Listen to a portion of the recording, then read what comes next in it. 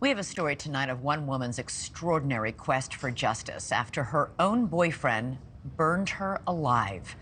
The true story of Ohio mother Judy Malinowski is the subject of a gripping documentary, The Fire That Took Her. It is now streaming on Paramount Plus.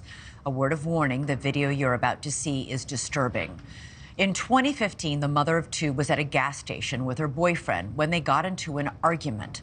The couple had a history of fighting, and on this day, the boyfriend, Michael Slager, doused Judy with gasoline. Surveillance video and 911 calls captured the sickening scene that followed. Okay, stop screaming because I can't understand you. I got you. I got this shot a woman on fire. Incredibly, Malinowski survived, but with burns on 90% of her body, she spent months in a coma. Slager agreed to a plea deal for aggravated arson and got 11 years in prison. But Malinowski wanted justice for his actions. She knew she would probably not survive and that Slager could then potentially be charged with murder. So she videotaped a deposition from her hospital bed. This made her the first person in Ohio and one of the first in the country to testify at their own murder trial. Her testimony from beyond the grave helped give Slager a life sentence for murder. And joining us now with more on this incredible story are Patricia Gillespie, director of The Fire That Took Her, here in the studio with me, and Bonnie Bowes, Judy Malinowski's mother and Judy's advocate.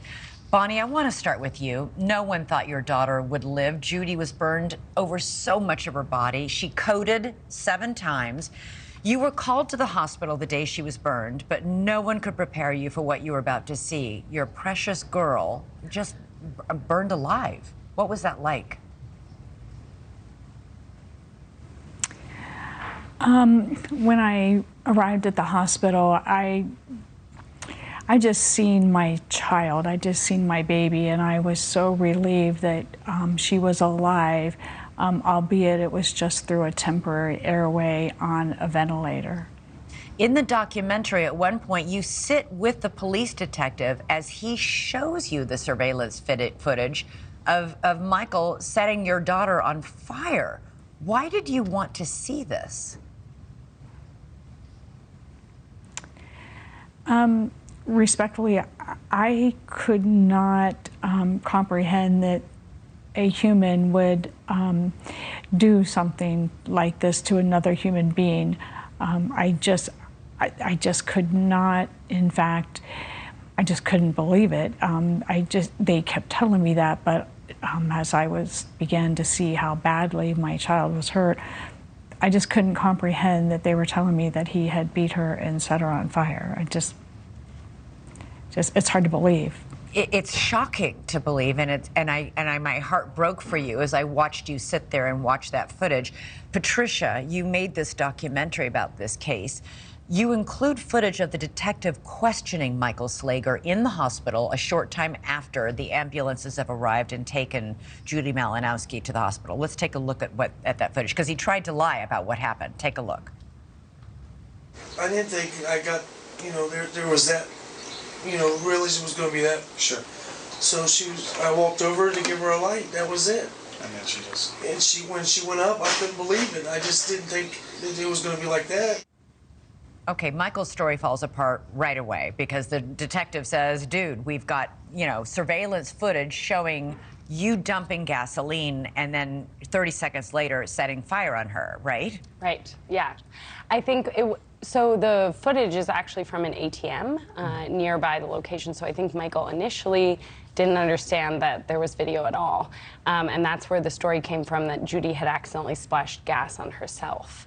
And then, in the interrogation, he starts to create this story about how he's the ultimate gentleman trying to light her cigarette after a fight, which is highly implausible. After he splashes gasoline on her. Totally. I mean, then she's sitting on the ground and asks for a cigarette? I think, Michael was a guy with a very long criminal history, a lot of experience in abusing women, a lot of experience in being able to sort of evade law enforcement, and I think he was very confident and shooting his shot there. And thankfully, Detective Cohagen didn't let him wriggle out of it. It looked like from moment one the police saw right through him, and because at its heart, this is a story of domestic violence. This man had a record a mile long. Definitely, and not just with Judy, with many, many other women. But unfortunately, this sentencing is so light for these kinds of crimes that he was never really stopped. He escalated.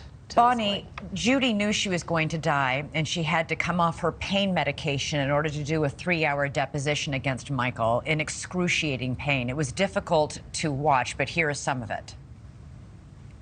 He ran around to me and started pouring gasoline, started up my head and worked his way down. Some got in my throat as he did that. That hurt really bad. Bonnie, that deposition, it must have been so painful for her to do this, but it was the crucial thing that helped him sit behind bars for the rest of his life.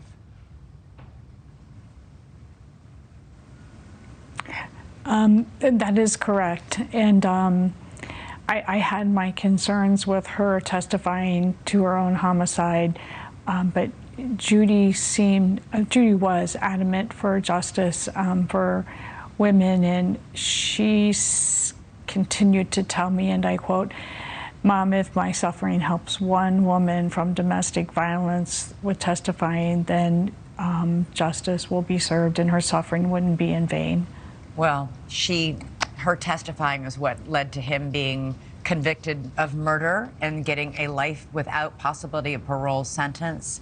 So, and Judy's Law, which was passed in honor of her to help victims of domestic violence, had better penalties and better legal avenues. So, Bonnie Bowes, thank you so much. I'm so sorry for your loss. Your daughter did something truly extraordinary. And boy, congratulations. Hey, thank you for watching. Please go to newsnationnow.com, newsnationnow.com, and you can find NewsNation on your television provider. And don't forget to click the red subscribe button down below. Then you will get more of NewsNation's fact-driven coverage.